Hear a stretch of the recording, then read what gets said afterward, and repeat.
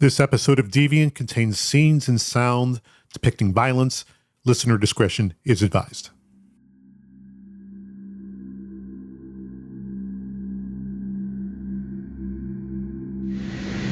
I'm going to ask you this because it's important. 10 people died here today. 15 people were seriously injured. I think it's important to ask how you feel about that. I feel like I accomplished my mission. You feel like you accomplished your mission? Yes. Okay. If the families of those people who were murdered and who were injured were in this room right now, what would you say to them? I honestly don't know what I would say.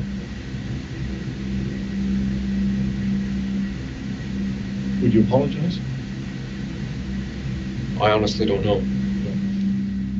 It's April 23rd, 2018, and 25-year-old Alek Minassian is sitting in a Toronto police station. He's dressed in a white jumpsuit. The police made him change into it after taking the clothes he was wearing. That clothing is now evidence. Earlier that day, he rents a van, drives it to a busy part of Toronto, accelerates onto a sidewalk, and runs down as many people as he can. When it's all over, 11 die and 15 are badly injured. After he's apprehended and for several hours, he does a lot of talking to Toronto police. And he admits to everything: the what, the how, the why. His claims about that why are as disturbing as the facts of what he did. And if those claims are true, then Alek Minassian is a point on a timeline of a bizarre online community, one born more than a decade ago in the dark corners of the internet. One that's inspired many lone wolf attacks and taken many lives. This community is one of grievance, misogyny, and alt-right beliefs. And today, it's beginning to emerge from those shadows and is starting to feel much more comfortable in the light. We're all wired differently. Some of us are wired for good, some of us are wired for bad, but a select few step outside of all society's boundaries. From Cold Open Media, this is Deviant. Welcome back to Deviant, the show where we explore the dark corners of what humans are capable of.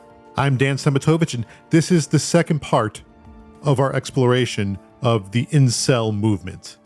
Some of what we're going to be talking about in this show, you'll be able to see some of it yourself, read some of it yourself on our Patreon or on social. You can find our Patreon at deviantpodcast.com or visit us on social at deviant.podcast. Check it all out and you can talk to us there. In the last episode, and you should listen to it if you haven't, we hear Alek Minassian's confession of what he did, how he plans his terror attack in Toronto, how he rents the van, how he uses it to kill. But he also gets into his motivations, or at least what he claims are his motivations. He tells Toronto Police Detective Rob Thomas that he's part of the incel movement. It's basically a movement of angry incels, such as myself, who are unable to get laid. Therefore, we want to overthrow the Chads, which would force the Stacys to be forced to reproduce with the incels. Right, okay. When you say incels? Involuntary celibate. Just a quick recap so we're all on the same page, and yes, this is all still weird. The incel community was born online in the early 2010s. It consists of lonely young men who've developed a deep hatred of women, especially towards the ones who they see as attractive. They call them the Stacys. Also on that hate list, the men with whom the Stacys choose to get into relationships with. Those are the Chads. Incels look at those Chads as the alphas and themselves as the betas. To them, being a beta is a permanent condition, and this means that to change it, they need to have, quote, a beta uprising. Who would the targets for this uprising be? All of the alpha males. All the alpha males, so the Chads. Yes. So those are the people that you want to kill? Yes. Okay, all right. And who else? Any of the Stacys who do not wish to give their love and affection to the incels. They're a target as well, Yes. to be killed. Yes. Okay, and what about the normies? Yes, we don't necessarily wish to kill the normies, but we do wish to subjugate them in order to make them understand that our type is the more superior one. Right, right. So when you say subjugate, what do you mean by that? Meaning either imprison them or put them in a lower position in society. Understanding how Alek Minassian gets to this point is important information, and Detective Thomas knows it. Minassian claims that he starts down this road in 2012 after he's rejected by a woman he asked out on a date. And then he says his anger moves to a new level in October of 2013 after he feels rejected and humiliated by a group of young women at a Halloween party. Detective Thomas has a murderer on his hands, but he's also seeing a terrorist. And in many ways, he's right. The incel community talks to each other on internet message boards, primarily Reddit and 4chan. And even though this was a lone wolf attack, where there was one killer created by the internet, there may be others. Minassian teases as much. The day before the attack, he says that he hints at what he's about to do on 4chan, an anonymous message board favored by these types of communities. I was using a code language to avoid detection by the authorities. I stated that there will be a beta uprising tomorrow. I encourage others to follow suit. And did you post on any other media? No, just 4chan. Just 4chan. Okay, did anybody reply? Yes, quite a few people were congratulating me because I suspect they probably knew what I meant by what I said. Okay. And I remember there was one poster who said he was from Edmonton and he would be planning a similar uprising in November 15 of this year. Of this year, okay. An attack in Edmonton never happens, and police aren't able to find evidence of a plan. But the point here is that Minassian is claiming that he's assuming a mantle, following in the footsteps of the people who inspire him. It was Elliot Rodger who was the father. Basically, the founding forefather of the entire movement. That's very true. On May 23rd, 2014, a 22-year-old named Elliot Rodger goes on a rampage in Isla Vista, California. And to understand Alek Minassian's claims of why and the claims of those who commit killings before and after him, you need to understand that day and how Elliot Rodger gave the incel movement its saint.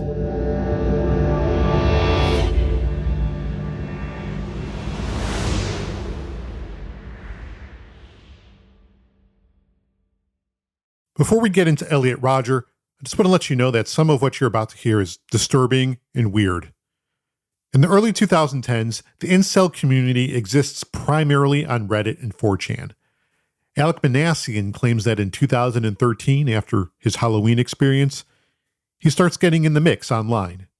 At first, he's mainly using Reddit to talk to other incels. He claims, and this is not something we've been able to verify, that this is when he first meets Elliot Rodger. So how did you learn of Elliot? Because we private messaged each other on Reddit after I saw one of his posts, and we just talked about each other and got to know each other, and we found each other very interesting. We both had the same frustrations at society, despite being separated by distance so far apart.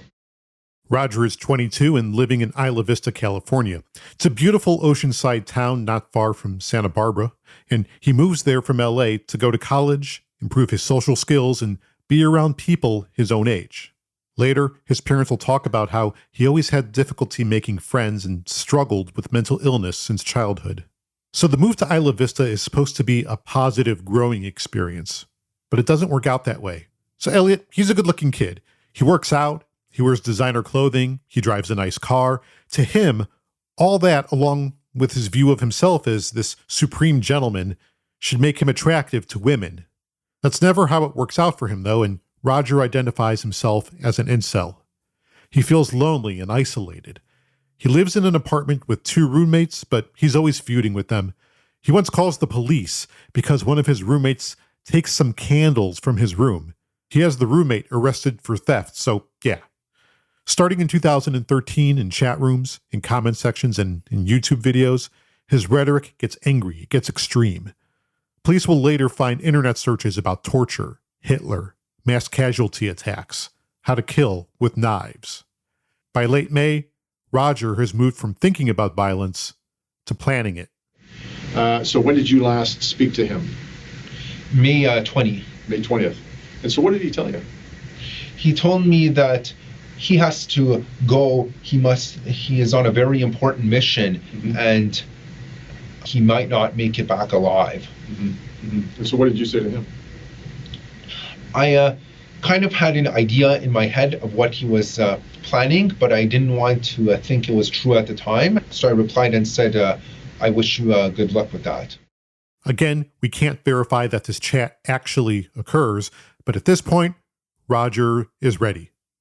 On May 22nd, Roger records a video of himself. He's sitting in his car with palm trees in the background. Judging by the light, it looks like it might be around sunset. He records his final message. Here's enough of it for you to get the point. Hi, Elliot Roger here. Well, this is my last video. It all has to come to this. Tomorrow is the day of retribution. The day in which I will have my revenge against humanity, against all of you. For the last 8 years of my life, ever since I've hit puberty, I've been forced to endure an existence of loneliness, rejection, and unfulfilled desires, all because girls have never been attracted to me.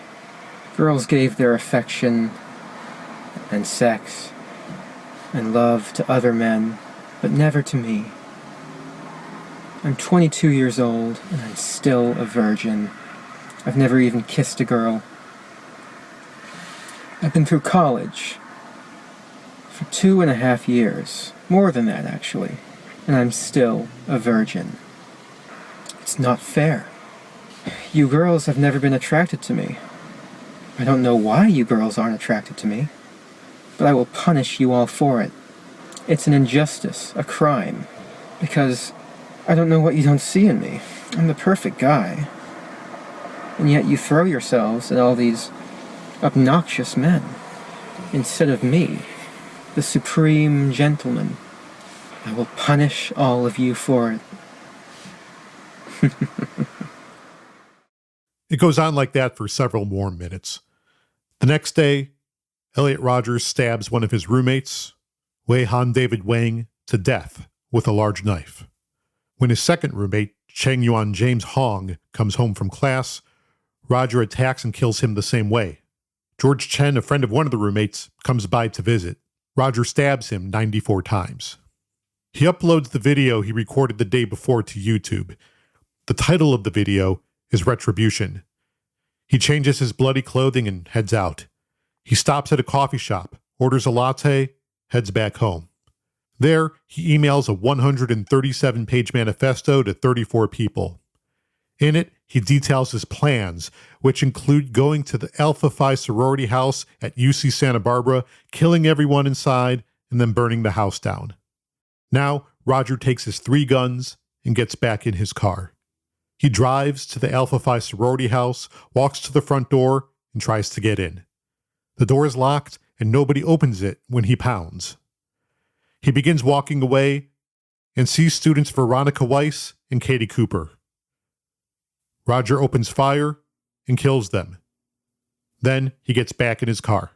We got another gunshot victim at 7-Eleven. Shots fired, shots fired. Roger drives through Isla Vista, randomly shooting at anyone he sees and trying to hit people with his car. Chris Michaels Martinez is standing at the entrance of a convenience store. He's also a student at UC Santa Barbara. Rogers shoots and kills him. The sheriff of Santa Barbara County describes what happens next. The deputies began responding in the direction of the gunshots and immediately found several victims who were suffering from gunshot wounds. At 9:33 p.m., 6 minutes after the initial call was received, the suspect engaged a group of responding deputies with gunfire. The deputies returned fire, and the suspect fled in his vehicle. Seconds later, the suspect was again spotted by another deputy. Another exchange of gunfire occurred at that time. The suspect fled down Del Playa and eventually crashed into a parked vehicle. The deputies approached the crashed vehicle and determined that the suspect within that vehicle was dead from an apparent gunshot wound to the head. The attack makes national news, and as more comes out about Roger, for the first time, a bright spotlight is focused on the incel community. For them, this is a great event, the beginning of the revolution. When did you learn that what he had done? I saw it on the news later that night. Later on the 23rd? Yes. Okay, and what did you think? I thought that I came to the understanding that this is the mission that he had to carry out. Okay, all right. And anything else? I felt kind of proud of him for his acts of bravery. Okay, all right. And what about how you started to change your thinking? I was starting to feel radicalized at that time. You were, okay. And when you say radicalized, what do you mean by that? Meaning I felt it was time to take action and not just sit on the sidelines and to just fester in my own sadness. For incels, Roger's attack and suicide was a martyrdom. In the forums, especially on Reddit and 4chan, Roger is spoken of as a saint. They call him the Supreme Gentleman. For those in the forums who are radicalizing and moving towards violence, he serves as an inspiration. That includes Christopher Harper Mercer. In 2015, he's 26 years old. On September 30th of that year, someone posts a message to a 4chan incel thread. And while people post to 4chan anonymously, later it's discovered to be Harper Mercer. The post reads, "Some of you guys are all right. Don't go to school tomorrow if you are in the Northwest. So long, space robots." The other people on the thread clearly know what's being said here, and most are very supportive and encouraging. And then the next day, October 1st, 2015. We are just getting word here of a school shooting. This is what we're getting from the Douglas County, Oregon Sheriff's Department. They are, quote, responding to reports of an active shooter at the campus of Umpqua Community College. This is in Roseburg, Oregon. And we can now confirm for you, according to preliminary reports, there are 10 who are dead.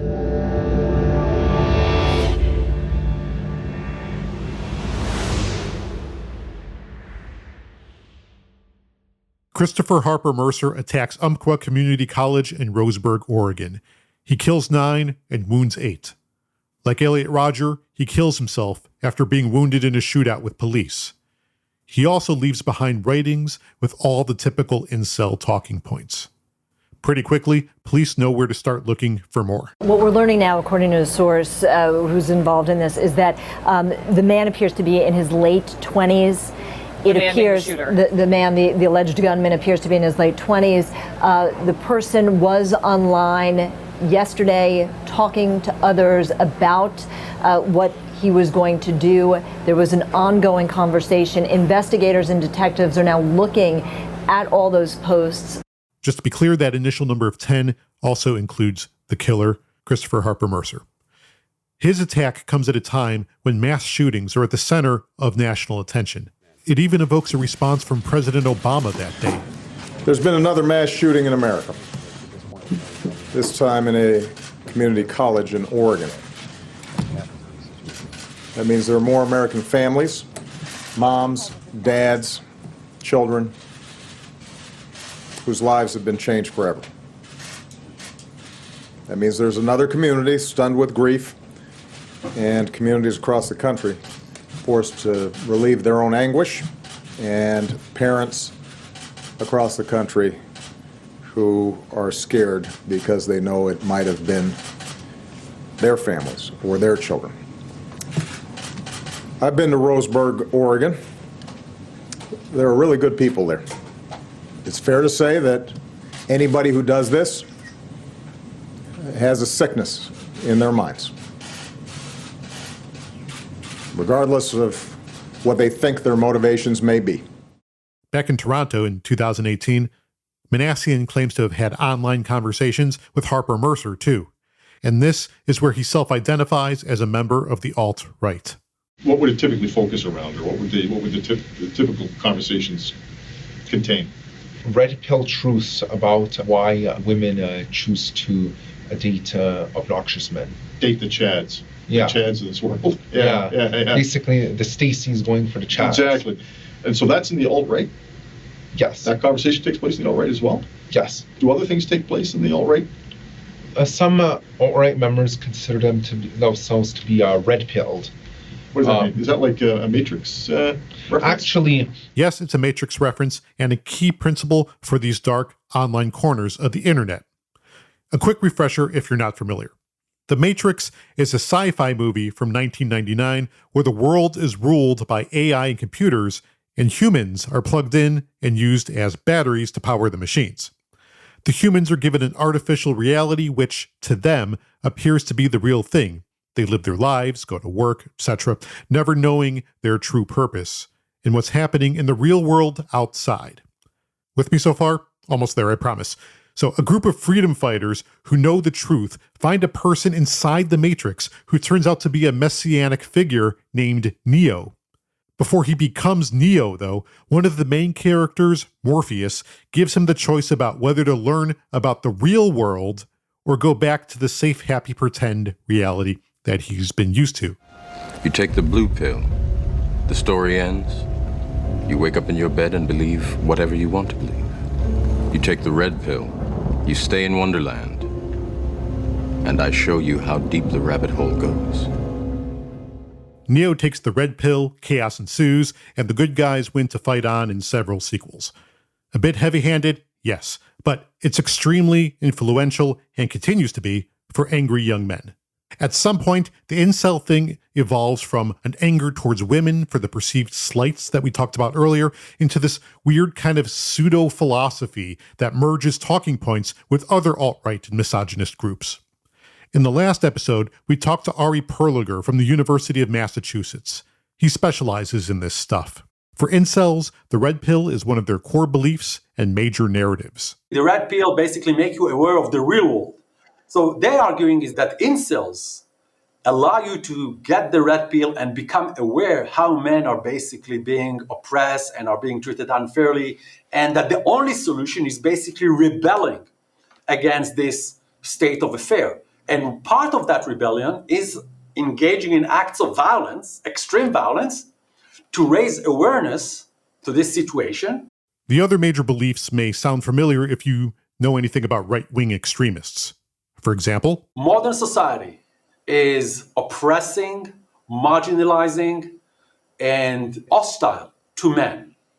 Men are basically pushed to the margins of society, led by feminist movements, feminist ideology, feminist politics. So that's one element of it. It almost sounds like a different version of a replacement theory in a way, right?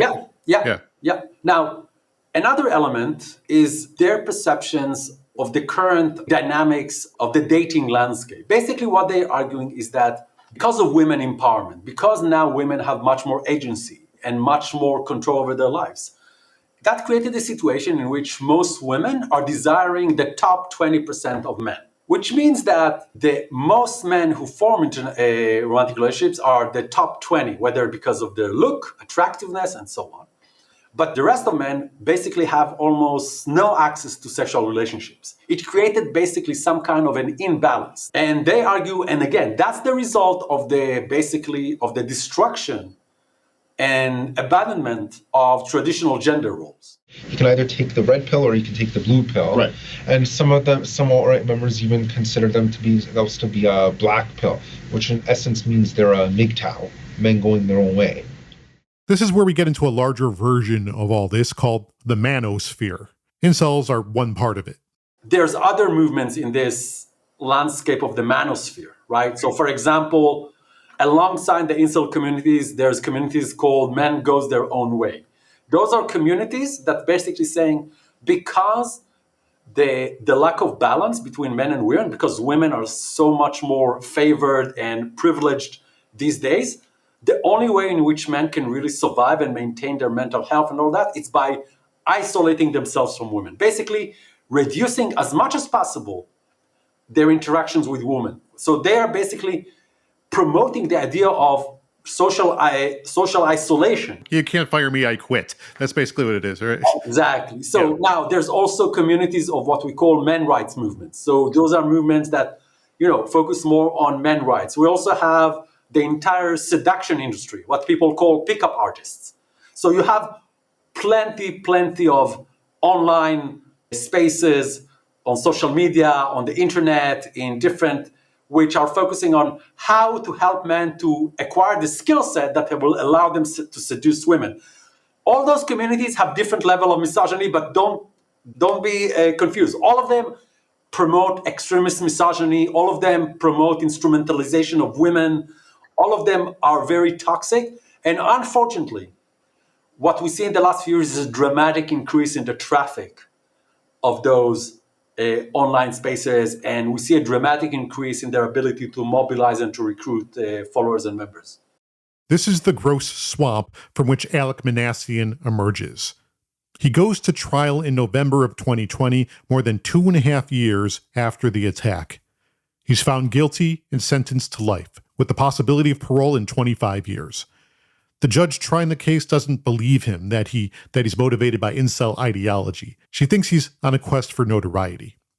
As with any criminal, the real answer, the truth, only lies within them. You can choose to believe them or not. Since Alek Minassian's attack in 2018, there's been a major pandemic, an even more polarized society, and even more isolation. That's had a dramatic effect on the incel community and the manosphere in general. It continued to grow. We're tracking the traffic in all those websites. And what we see is that those websites, for the most part, increase their traffic or at least sustain their traffic. As we wind up our exploration of incels here, let me just step out for a second. I spent the last several weeks listening to these guys' words and looking at how they interact online. They're not getting together in person. There aren't incel conventions. This is a creation of social media. A wicked blend of anger, isolation, and misinformation created this community. And where you once only found it in the darkest corners of 4chan and Reddit, incel gobbledygook, misogyny, and the so-called men's rights stuff, it's now all over Facebook and Twitter and YouTube, and it's become a more normalized part of our discourse. When you step back and look at how these individuals work to deepen each other's beliefs, to radicalize, to tribalize, to hate, it's hard not to see the same thing happening to the way we all communicate with each other. Wherever you stand on whatever issue, it's easy to find like-minded people who are more than happy to join you. And whether it's accurate or inaccurate, you find the information that fits the position that you want it to fit, and before you know it, you're in a feedback loop. And those who disagree with you, or those who you perceive to be the cause of X, Y, or Z, they become the enemy. And it becomes a zero-sum game the enemy must lose. It's easy to make an enemy out of someone when you're not looking them in the eye, when they only exist as an avatar and a screen name behind a comment. And look, I'm not moralizing here. It's an easy trap to fall into. I think all of us either have fallen into it at some point or are currently in it. It definitely happens to me. A great regret in my life is that I spent several years not talking to my brother because he and I are political opposites. During that time, a thought kept growing. You're not talking to your own brother because of politics? Come on, man, life is much more than that. Politics, they come and go. This is your brother. One day, I said enough. I got on a plane, went to his hometown, took him out to dinner, and we just talked, face to face. And that's one of the best decisions I've ever made. If you're feeling trapped in a cycle of anger, egged on by people online that you don't know and that you'll never meet, there's a way out of it. The way you stop a feedback loop is by turning it off, by breaking the cycle. And in real human terms, we can do it by getting outside our bubbles, talking to each other, and building a real community. Until next time, thanks for listening. Deviant is executive produced by Clark Goldband, Andrew Iden, and me, Dan Szematowicz. Clark's our story editor and booker. The show is written and produced by me and Andrew, with original scoring by Shubo Sir. Sales, marketing, and distribution support comes from our partners at Gemini 13. Deviant is a production of Cold Open Media.